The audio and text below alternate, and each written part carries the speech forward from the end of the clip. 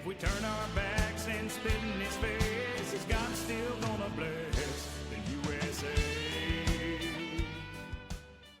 Herbert Schlossberg states in his book, Idols for Destruction, that one of the most useful tools in the quest for power is the educational system. Of course, we know whoever controls the means of educating our children takes hold of the national rudder into the future. Abraham Lincoln purportedly said, "The philosophy of the schoolroom in one generation will be the philosophy of government in the next."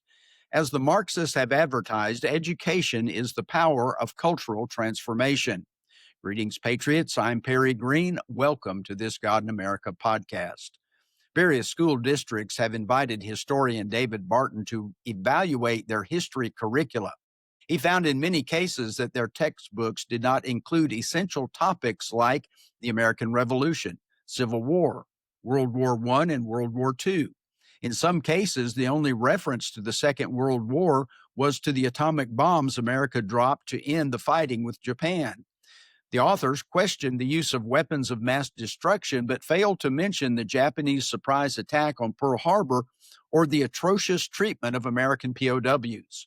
We should not be surprised at the ignorance of our children when the adults tasked with teaching them do not tell the whole story. The kids regurgitate only what the government indoctrination centers teach, with little reasoning skills involved. Since the facts are absent, they cannot recount them.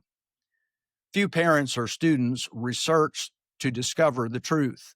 They assume that the teacher is the authority and is telling the whole story.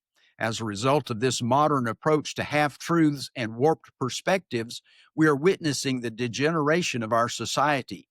We've omitted the original cultural ingredients of God and His Word. Without His direction, we are personally and nationally lost. Serious Bible students launch into the future by studying the past. Solomon wrote this in Ecclesiastes 1, verse 9. That which has been is what will be. That which is done is what will be done, and there's nothing new under the sun. To cut through the darkness and chaos today, we must turn off the fake news and investigate the Word of God. The current events unfold as in the past. Periodically, the biblical writers will review Israel's history. This rehearsal declares who they were, where they've been, where they're going, and who they're to be. In Deuteronomy, Moses recounted the history of Israel to the descendants of the mostly unfaithful generation that had preceded them. That is, the ones who died in the wilderness. As he reminded them of their national story, he encouraged each of them to contribute to the future under God. A God-honoring education system sculpted America. Our ancestors seriously believed Proverbs 1, verse 7, "The fear of the Lord is the beginning of knowledge, but fools despise wisdom and instruction." They also believed Proverbs 9, verse 10, "The fear of the Lord is the beginning of wisdom, and the knowledge of the Holy One is understanding." According to these verses, God does not think highly of parents or educators who disregard Him in the teaching process. The early New England colonial school curriculum consisted of the Bible, the New England Primer, the Bay Psalms book, and the Horn Book. Now, the Horn Book was a piece of parchment covered with a transparent substance attached to a paddle-shaped piece of wood on which children could practice writing. The alphabet, the Lord's Prayer, and religious writings were inscribed on the parchment. The Psalm Book was the approved hymnal of the New England colonies. The New England Primer appeared in 1690 and replaced the Horn Book in many places. The Primer expanded religious themes and even included an ingenious way of simultaneously learning the alphabet and Bible truths. Education is a vital topic. The early public schools began with pure intentions to instruct children with the knowledge of the Lord.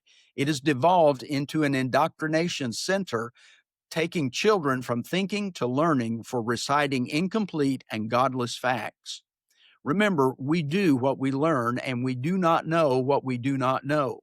One reason we're seeing so much immorality and craziness today is that we no longer teach our children godly truths. We've taken Him out of the schoolhouse and even removed many of His truths from the church house. The actions of the lawless should not surprise us. Untaught children cannot act on what they do not know.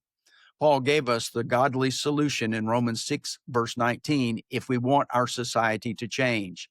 He wrote, I speak in human terms because of the weakness of your flesh.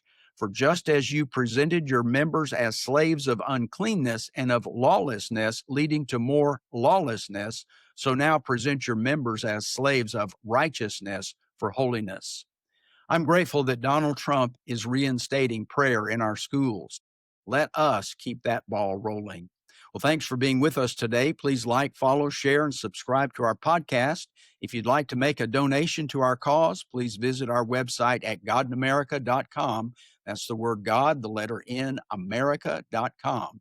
Until next time, let's keep the light of godly education burning.